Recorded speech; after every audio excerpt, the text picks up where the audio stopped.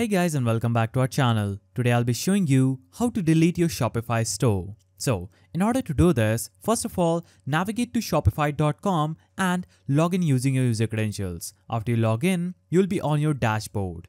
On your dashboard, simply click on this small settings icon at the bottom left corner. Now click on the search icon or simply click on the plan option here. If you don't find the plan, click on search and search for the plan option. Now, when you click on plan option, it is going to open up this plan details page where you'll have to simply click on the cancel button just right here. So, in order to use Shopify now, it's mandatory to have an active plan. Without it, you won't be able to use Shopify. So simply click on this cancel trial button and your plan will be cancelled and your store will be removed from the listing of Shopify. So that's the way you can delete Shopify store. If you found this video helpful, please don't forget to give it a thumbs up and thanks for watching.